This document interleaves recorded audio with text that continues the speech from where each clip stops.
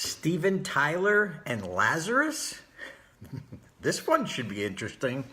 Hey there, this is Darren LaCroix. It is Sunday and a couple things just collided with me today. One was a blog that I wrote a couple days ago, and Steven Tyler, those two crashed together. And I think it's an interesting concept for anybody who's serious about delivering their message, about becoming world-class at anything, and also just dealing with challenges. So let's start with Steven Tyler. I was watching this video. I was flipping through channels, and on the Oprah Winfrey Network, Oprah Winfrey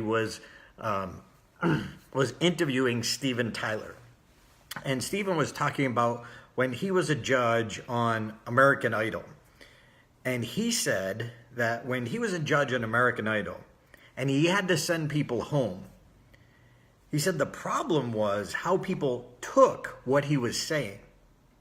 He said that when he started off with Aerosmith, if you don't know Steven Tyler, the lead singer of Aerosmith, he said when he started Aerosmith, like they weren't very good, like anybody starting anything new, and they had to grow. And he said most of the people who come to American Idol were more talented than he was when he started. They're already ahead of where he was when he started. And he said this fascinating insight. He said, "Hey there, Jolene." He said that when I say you're not the American Idol, what I'm really saying is you're not the American Idol today. What it means is you just have to go back into the clubs. Now, obviously, he meant music clubs. If you're a Toastmaster, you can convert that to Toastmaster clubs. But he said you just have to go back into the clubs and learn a few things. He was saying, you might not be the American Idol today. That doesn't mean you'll never be it. It just means you need to learn a few more lessons. There's more lessons to be learned. There's more insights to be had in order to become the American Idol.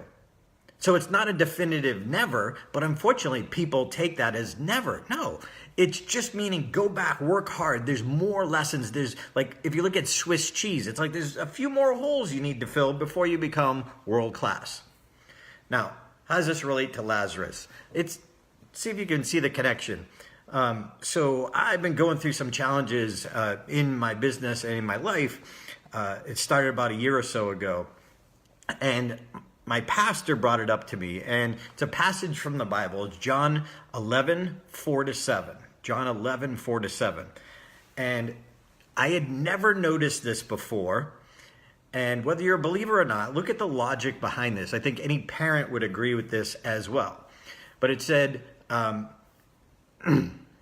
11:4-7, he said, when he heard this, Jesus said, "This sickness will not end in death. No, it is God's glory so that God's Son may be glorified through it."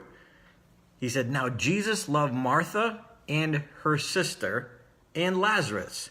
So when he heard Lazarus was sick, he stayed where he was 2 more days.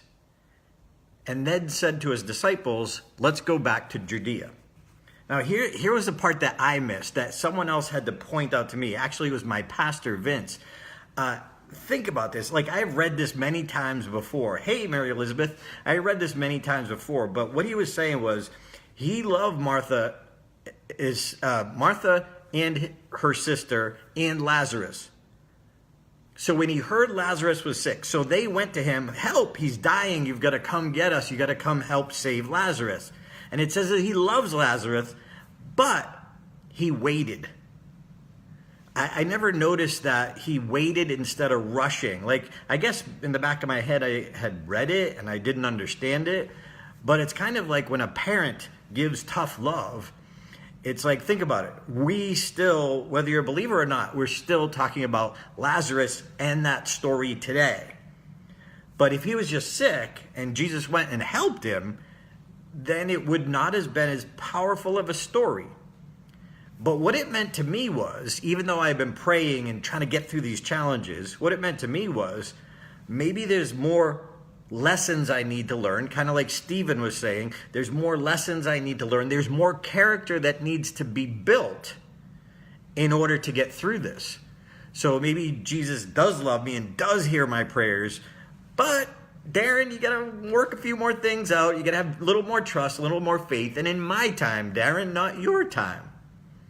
So I thought that was really an interesting insight. And I hope you see how those two connect. But sometimes when we're going through a challenge, it's an opportunity to character build, though it does not feel like it at the time.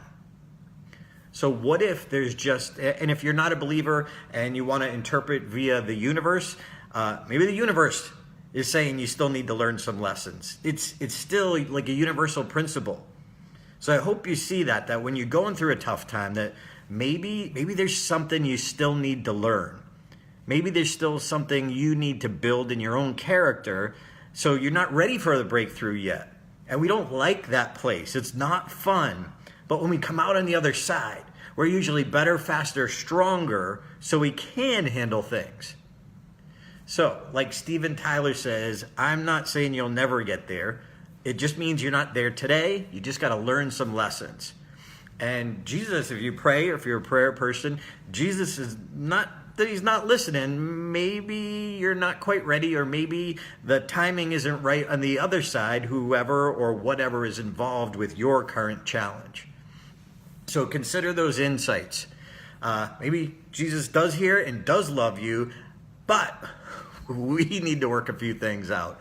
Or you need to go back to the bars or go back to the Toastmaster clubs and work on your skills some more to become world class.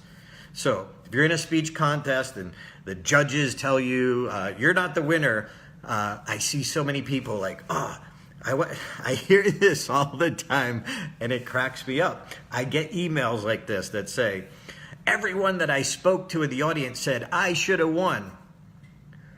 Well, if everyone you spoke to said you should have won and you didn't, then apparently you didn't speak to a judge. Because obviously some people didn't. Now, hey, it's an emotional thing and our friends are close to us as well. So we can't judge it that way. But if you didn't win the speech contest today, maybe it just means there's some more lessons you got to learn. And you've got to think beyond the speech contest anyway. Whatever challenge you're going through, hey, if you're praying, God's hearing you, but maybe there's a few things that timing-wise it's got to work out. We got to be patient. We got to have faith. I know that's been character building for me lately, so I hope this lesson helps.